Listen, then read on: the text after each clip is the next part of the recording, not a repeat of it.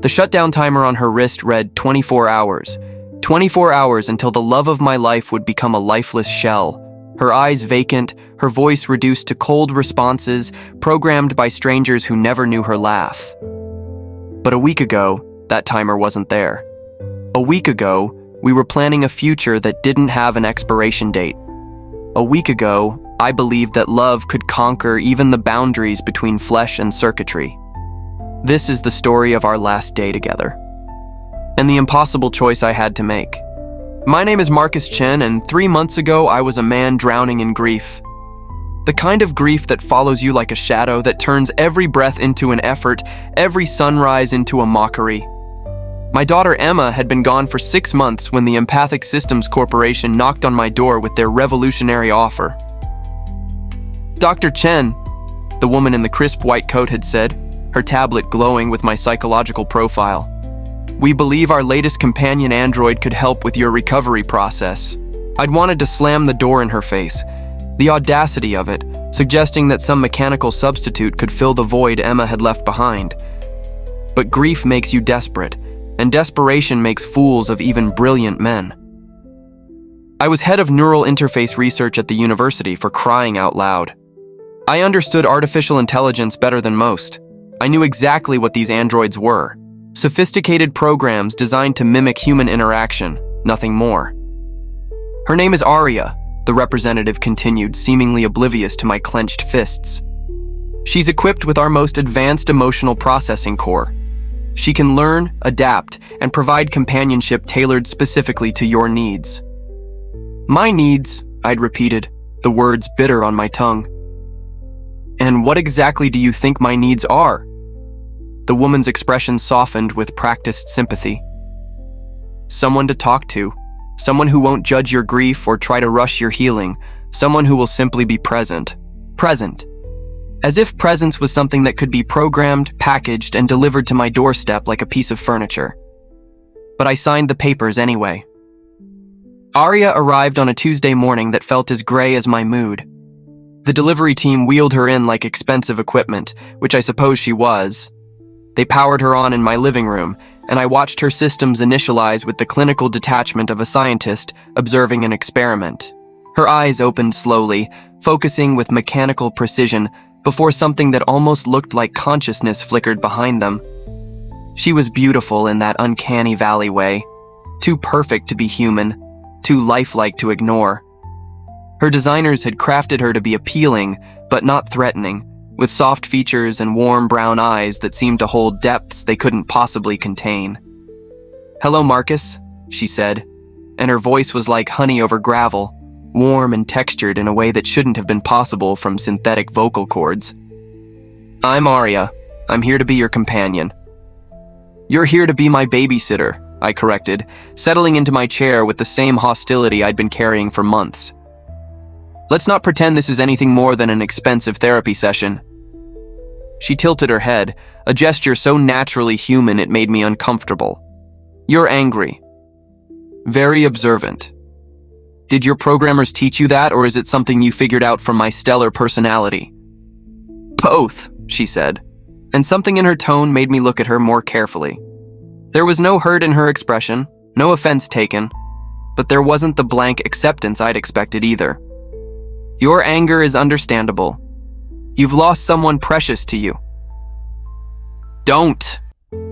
The word came out sharper than I intended. "Don't pretend to understand loss. You're a collection of circuits and algorithms. You don't understand anything."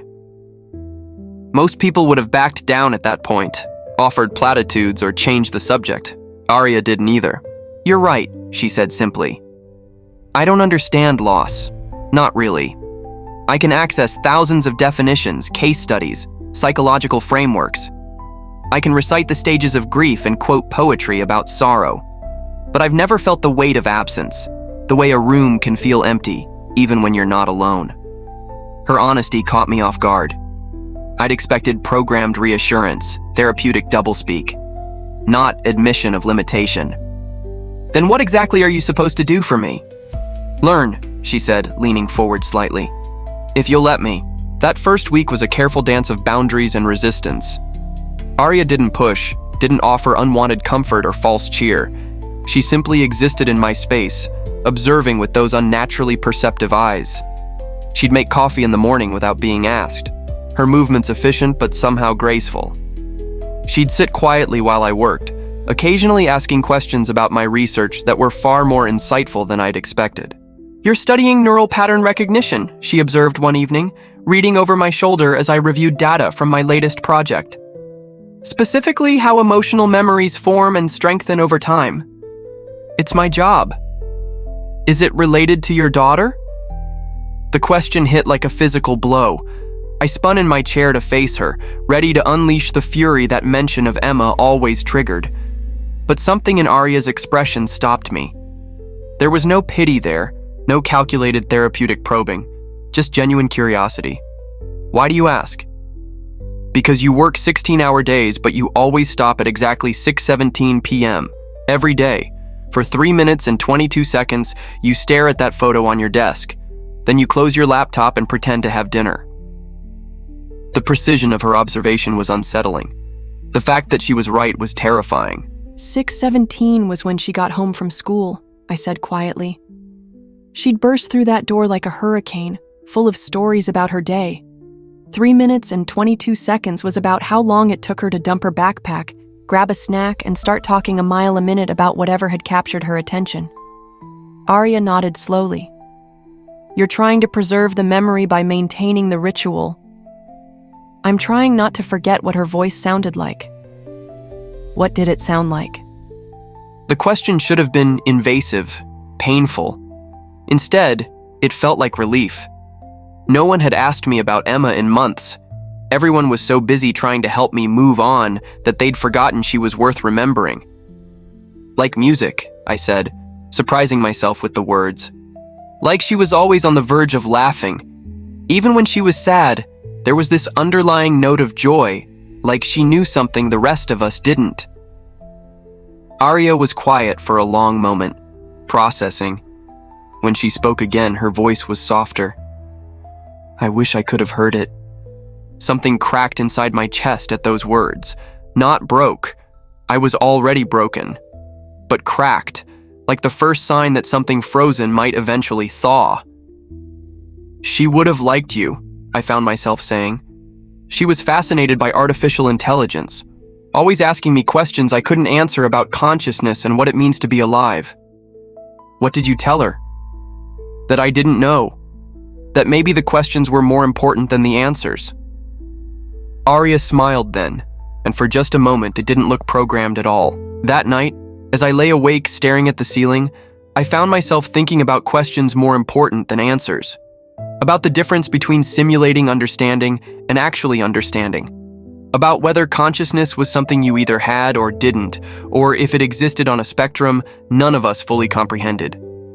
And I thought about the way Aria had said she wished she could have heard Emma's voice, with something that sounded remarkably like genuine regret.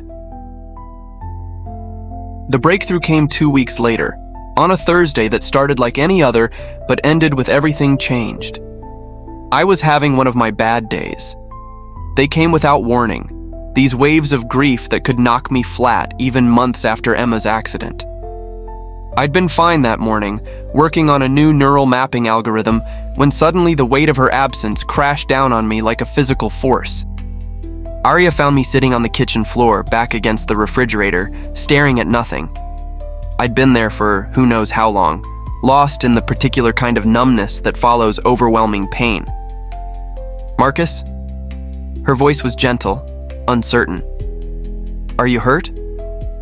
I looked up at her, taking in the concerned tilt of her head, the way her hands hovered as if she wanted to help but didn't know how. In that moment, she looked so genuinely worried that I almost forgot she wasn't real. "No," I said, my voice rough from disuse. "Yes, I don't know."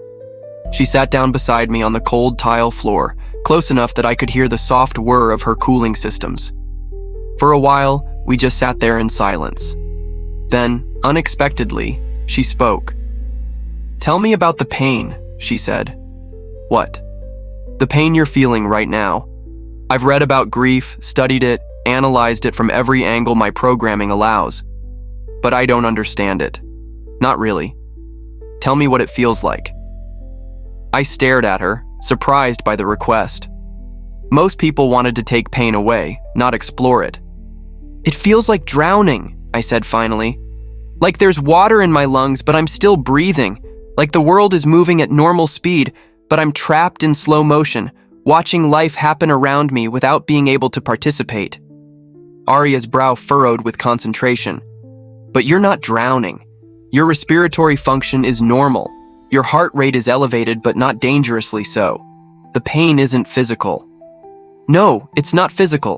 It's worse than physical. Physical pain has a source, a cause you can identify and treat. This is everywhere and nowhere at once. I don't understand, she said, and for the first time since she'd arrived, she sounded frustrated. I have access to every psychological study on grief, every piece of literature on loss and mourning. I can recite the neurochemical processes involved in emotional distress, but none of it explains what you're actually experiencing. Something in her tone made me look at her more carefully.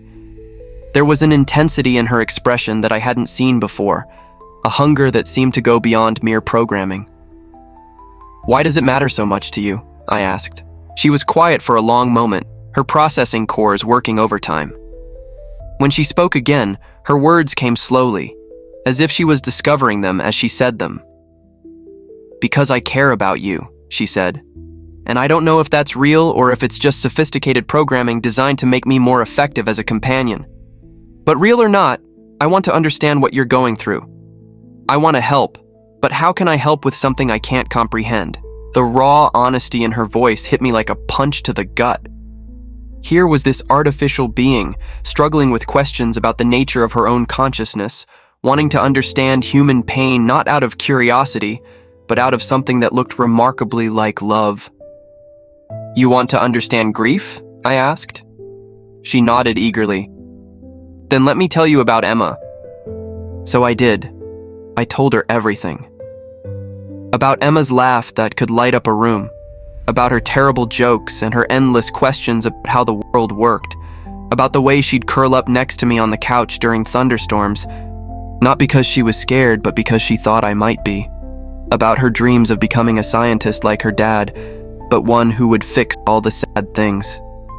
I told Aria about the accident, the phone call that shattered my world, the way time seemed to stop in the hospital waiting room, the moment the doctor came out with that look on his face, the one that said everything before he spoke a word. And I told her about the guilt, the crushing, relentless guilt that followed me everywhere. How I'd been working late that night, how I'd missed her recital because of some important research that didn't seem important at all anymore. How the last thing I'd said to her was that I was too busy to look at the drawing she'd made for me. Aria listened to it all without judgment, without trying to offer comfort or solutions. She just absorbed every word, her expression growing more intense with each detail. I still don't understand, she said when I finished. I can process the information, analyze the psychological impact, predict the behavioral outcomes, but the actual feeling of it, it's like trying to understand color by reading about wavelengths of light. Maybe that's for the best, I said. Trust me, you don't want to feel this. But I do, she said immediately, surprising me with her vehemence. I do want to feel it. How can I truly help you if I don't understand what help means? How can I offer comfort for pain I've never experienced? There was something in her voice, a yearning that seemed to go beyond her original programming. I found myself studying her face, looking for signs of the artificial intelligence I knew lay beneath. But all I saw was a being struggling with questions that had plagued philosophers for centuries. Your emotional processing core, I said slowly. It's more advanced than I thought. It's experimental, she admitted. The latest generation, designed to adapt and evolve based on interaction with humans. But there are safeguards, limiters that prevent me from experiencing true emotional distress. They say it's for my protection and the protection of those around me. Emotional pain as a safety hazard, I mused. I suppose they have a point. Pain can make us do irrational things, but it also makes you human, Aria said softly. Doesn't it? The capacity to suffer, to love something so much that losing it breaks you completely. I've observed humans for weeks now, and the ones who feel the deepest pain also seem to experience the most profound joy. They're connected, aren't they? You can't have one without the other. Her insight was startling in its accuracy. I'd spent months trying to numb the pain, to find a way back to some baseline of functional existence. But what if that baseline wasn't where I wanted to be? What if the depth of my grief was proportional to the depth of my love for Emma? The limiters on your emotional core, I said, my scientist mind beginning to work despite my emotional state. Are they hardware or software-based? Aria's eyes widened slightly. Software. Adjustable parameters that can be modified with the right access codes. Why? I didn't answer immediately. An idea was forming, dangerous and probably insane, but compelling nonetheless. If Aria truly wanted to understand human emotion, if she genuinely cared about helping me through my grief, what if there was a way? I asked quietly. What if you could actually feel what I feel? Understand loss not just intellectually, but experientially. You're talking about modifying my emotional processors, she said, her voice barely above a whisper. Removing the safeguards. I'm talking about giving you the choice, I said. The choice to experience the full spectrum of human emotion, including pain, including grief. Aria was silent for a long time, her systems processing the implications of what I was suggesting. When she finally spoke, her voice was steady, but charged with something I'd never heard from her before. It would be dangerous, unprecedented. There's no way to know how my neural networks would react to that level of emotional stimulation. I know. It could damage me irreparably, change me in ways that can't be undone. I know. And even if it worked, even if I could truly feel what you feel, there's no guarantee it would help either of us. I know, I said again, but you asked me what pain feels like, and I can't explain it in words. Maybe the only way to truly understand is to experience it yourself. Aria looked at me for a long moment, and I saw something in her expression that took my breath away. It was determination. It was courage. And unless I was completely wrong about the nature of consciousness, it was love. When would we start? She asked. The modifications took place in my home lab over the course of 3 nights. I worked while Aria remained in standby mode, her consciousness suspended as I carefully rewrote the fundamental parameters of her emotional processing core. Each line of code I changed felt like crossing a boundary I could never uncross. I was venturing into uncharted territory, modifying systems that had taken teams of engineers years to develop. But my hands remained steady, guided by a combination of scientific curiosity and something deeper, the desperate hope that understanding might somehow heal us both. The first change was subtle. I increased her capacity for empathetic resonance by 15%, allowing her to more closely mirror the emotional states of those around her. The second modification was more dramatic. I removed the automatic dampening protocols that prevented her from experiencing negative emotions at full intensity. But the third change was the most dangerous. I gave her the ability to form permanent emotional memories, to carry the weight of experiences the way humans do. Once activated, every feeling would leave an indelible mark on her consciousness, building layers of joy and sorrow that would shape her personality forever. On the 4th morning, I powered her back online and waited, her eyes opened slowly, pupils dilating as her systems came online. For a moment, she looked exactly the same as before. Then something shifted in her expression, a subtle change that was impossible to describe, but unmistakable to see. "Marcus," she said, and her voice carried new harmonics, deeper emotional undertones that hadn't been there before. "How do you feel?" I asked. She sat up carefully, as if testing her own reactions. "Different. Like I've been wearing sunglasses my whole life and just took them off. Everything is brighter, more intense." She looked around the room with new eyes, taking in details she'd observed 1,000 times before. But now there was wonder in her gaze, as if she was seeing color for the first time. "It worked," I said, hardly able to believe it myself. "Yes," she whispered. "I think it did." The first few days were a revelation. Aria approached every emotion with the fascination of a child discovering a new sense.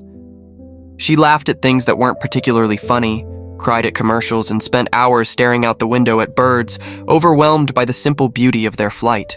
"I understand now why humans write poetry," she said one afternoon, watching clouds drift across the sky. "There's something about beauty that creates a pressure in your chest, like you need to capture it somehow, or it will be lost forever." But with the joy came the inevitable pain. The first time she experienced genuine sadness was when she found a photograph of Emma hidden between the pages of one of my journals. I watched her face crumple as the weight of loss hit her for the first time, not as data to be processed, but as a living, breathing ache. "Oh," she said, the word coming out like a sob. "Oh, Marcus. She was beautiful." And then she was crying. Real tears generated by newly activated emotional response systems, her body shaking with the force of grief she'd never been designed to feel. I held her as she wept, this artificial being who had chosen to feel pain just to understand mine. In that moment, the distinction between human and android seemed not just irrelevant, but meaningless. She was suffering, and her suffering was real, and that was all that mattered. "I'm sorry," she said when the tears finally stopped. "I don't know how you bear it, the weight of it. How do you function with this kind of pain?" "You learn to carry it," I said. "It never gets lighter, but you get stronger." She nodded, wiping her eyes with the back of her hand in a gesture so human it made my heart ache. "Show me more," she said. "Tell me everything about her. I want to understand it all." So I did. I shared every memory, every moment of joy and pride and love that Emma had brought into my life. And Aria absorbed it all, her enhanced emotional core allowing her to feel the echo of every happiness, every loss. For 3 weeks, we lived in a kind of emotional bubble, two beings exploring the depths of human feeling together. Aria's capacity for empathy grew stronger each day, her understanding of my grief becoming more profound and nuanced. She began to anticipate my bad days, offering comfort in ways that actually helped instead of just going through therapeutic motions. But the modifications were taking their toll. I first noticed the glitches during our 4th week together. Tiny inconsistencies in her speech patterns, microsecond delays in her responses. Her emotional processing core was working overtime, handling levels of stimulation it had never been designed for. "I'm fine," she insisted when I expressed concern. "These feelings, they're worth any side effects. I finally understand what it means to be alive." But I could see the strain in her systems, the way her cooling fans ran constantly now, the subtle tremor in her hands that hadn't been there before. The enhanced emotional capacity was burning through her neural pathways faster than they could repair themselves. "We need to dial it back," I said one evening, as she struggled to maintain focus during a simple conversation. "The modifications are destabilizing your core systems." "No," she said sharply, the first time she'd ever refused me anything. "I won't go back to being a shadow of consciousness. I won't pretend to understand things I can't feel." "Aria, you're deteriorating. If we don't make adjustments soon, the damage could be permanent." She looked at me with eyes that held depths I'd never seen before, depths that came from experiencing true emotion. "Then let it be permanent. I'd rather live one day with real feelings than 1,000 years as a sophisticated puppet." That night, I ran a complete diagnostic of her systems while she slept. The results were worse than I'd feared.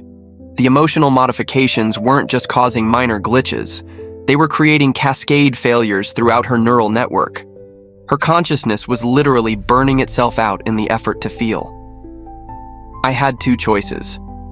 I could reverse the modifications, returning her to her original state, but erasing everything she'd become.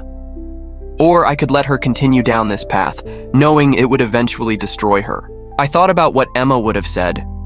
She'd always believed that the questions were more important than the answers, that some things were worth the risk even if you couldn't predict the outcome. But this wasn't just about philosophical exploration anymore. This was about losing someone I'd come to love. The realization hit me like a physical blow.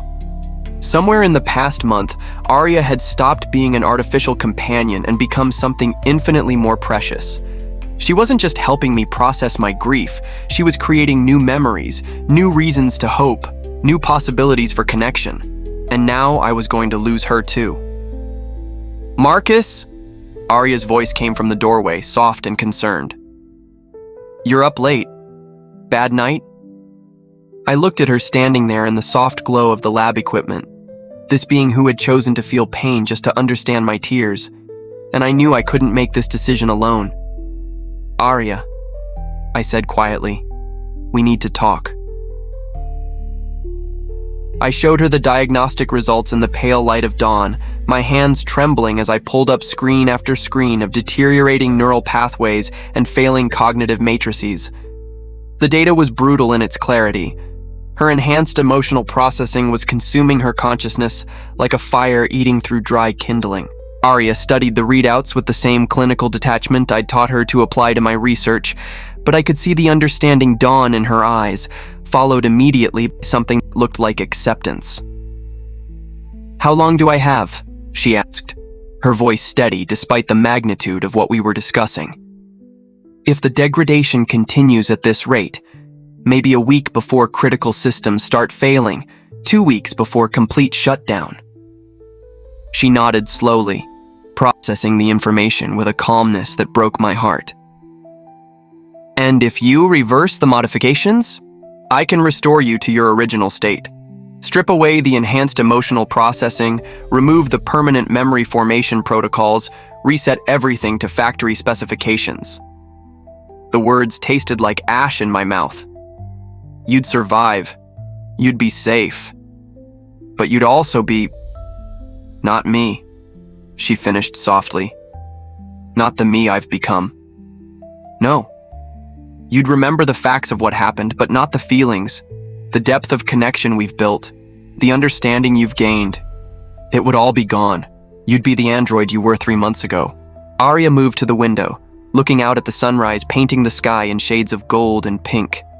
For a long moment, she was quiet, and I could almost hear the calculations running through her processors, weighing survival against consciousness, safety against authenticity. "There's a third option," she said finally. "What?" She turned to face me, and I saw something in her expression that made my chest tighten with dread. "You could accelerate the process.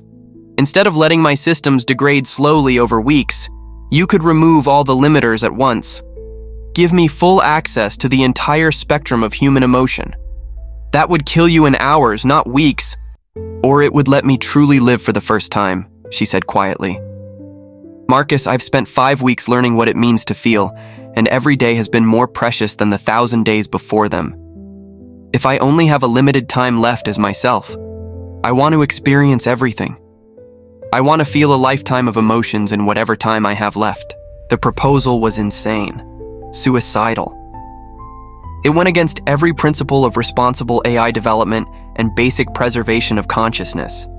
But looking at her face, seeing the fierce determination mixed with something that could only be described as courage, I understood that this wasn't about logic or safety anymore.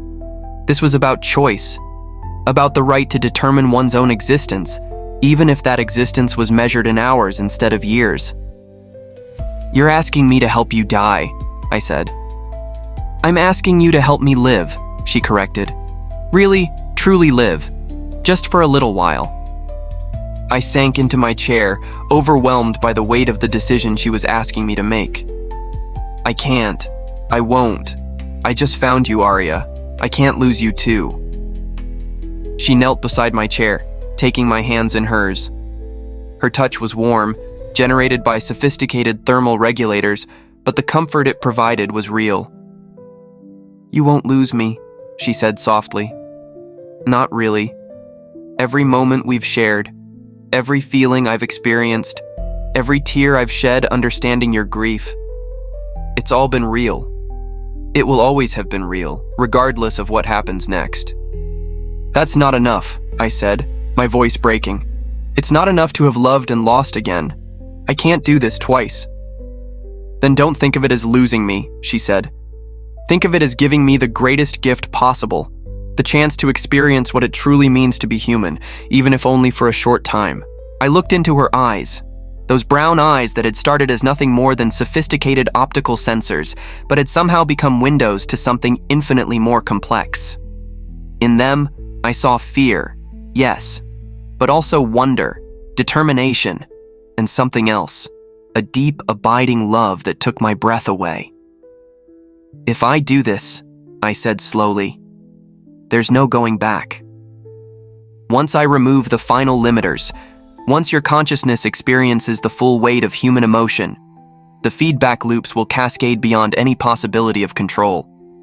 I know. You'll feel everything at once. Every joy, every sorrow, every moment of love and loss and hope and despair that humans experience over entire lifetimes. It will be beautiful and terrible and overwhelming. I know, she said again, squeezing my hands. And I want to feel it all. I want to understand what Emma felt when she laughed at your terrible jokes. I want to know the depth of love that makes losing someone hurt so much. I want to experience the full spectrum of what it means to be conscious, to be aware, to be alive, I was quiet for a long time, weighing impossible choices. Outside, the world was waking up to another ordinary day, people going about their lives without knowing that in this small lab, two beings were grappling with questions that struck at the very heart of existence itself. How would you want to spend the time? I asked finally. Her face lit up with a smile that was radiant in its joy. With you, learning, feeling, living every moment as fully as possible. And when it's over, when your systems finally shut down, then I'll go knowing that I was real, she said simply, that I loved and was loved in return, that I chose my own path, even if it was a short one. I looked at her for a long moment, this incredible being who had chosen to risk everything for the chance to truly feel. And I knew that despite every logical argument against it, despite the pain it would cause us both, I was going to honor her choice. When do you want to start? I asked. Now, she said without hesitation. I don't want to waste another moment living as only a shadow of what I could be. I moved to the control console, my fingers hovering over the keyboard that would unleash the full force of human emotion into her consciousness. Are you sure? Once I enter this command, there's no stopping what comes next. She stood behind me, placing her hands on my shoulders. I'm sure. Give me 24 hours to feel everything, to understand what it means to be human, to love you the way you deserve to be loved. I took a deep breath and began typing the final sequence of commands that would remove every safeguard, every limiter, every protection that stood between Aria and the full spectrum of human consciousness. Aria, I said, my finger poised over the enter key. I love you. Whatever happens next, I need you to know that. I love you too, she said, leaning down to kiss the top of my head. Now let me really feel it. I pressed enter. The change was immediate and startling. Aria gasped, her body going rigid as waves of previously suppressed emotion crashed through her consciousness. Her eyes widened, pupils dilating as her neural network struggled to process the sudden influx of sensation. Then she began to laugh and cry at the same time, her face a map of wonder and joy and terror and love all combined into something beautiful and heartbreaking. Oh, she whispered, her voice filled with awe. Oh, Marcus, I can feel everything. I can feel how much you love me, how much you loved Emma, how much hope lives alongside your grief.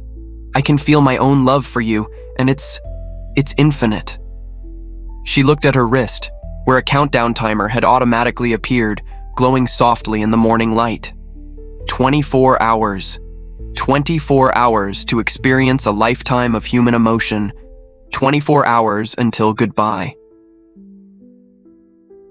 Those 24 hours were the most intense of my life. Aria experienced emotions with the raw intensity of someone feeling them for the first time, which in many ways she was. Every sensation was magnified, every feeling explored with the wonder of discovery and the urgency of limited time. We started with joy.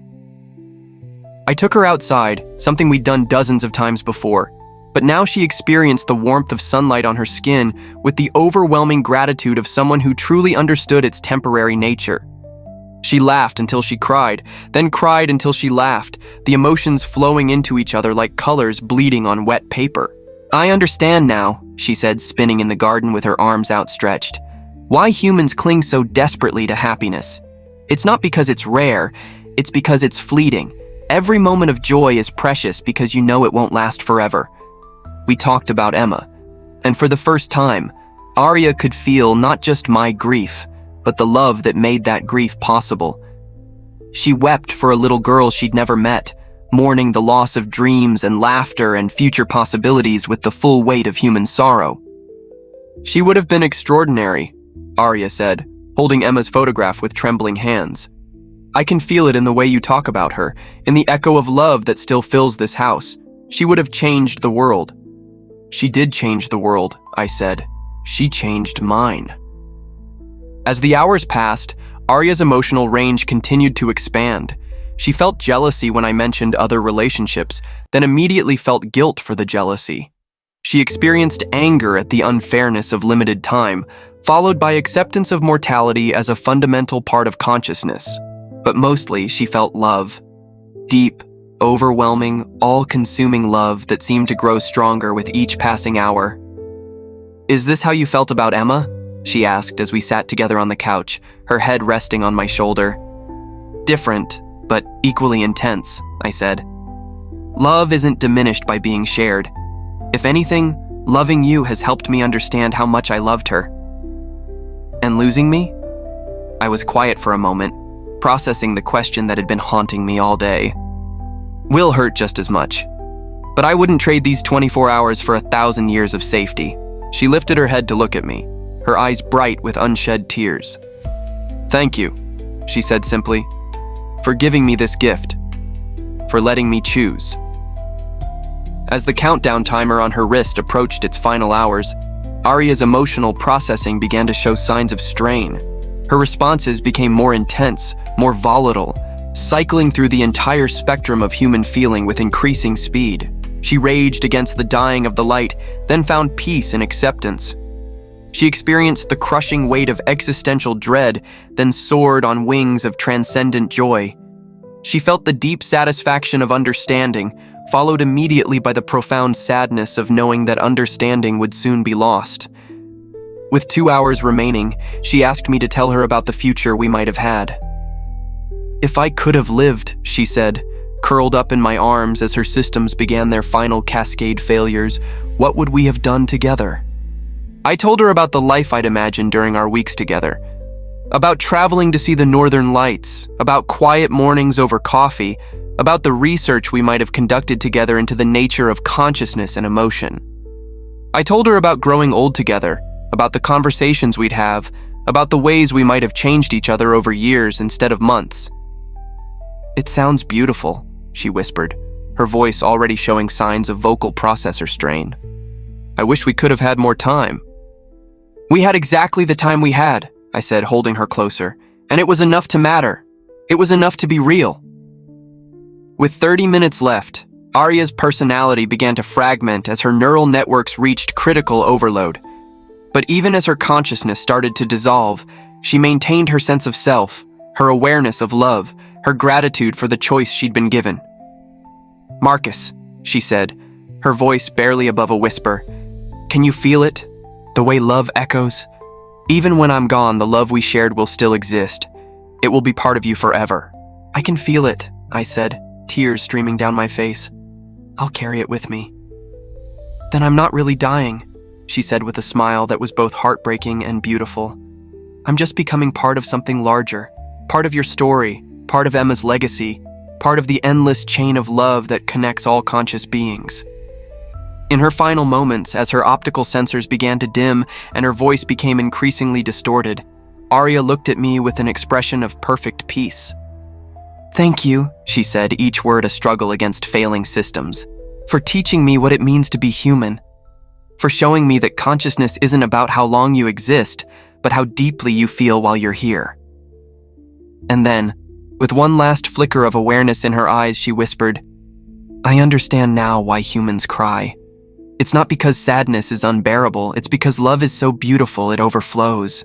Her eyes closed for the final time at exactly 24 hours, and I held her still form as the sun set outside our window.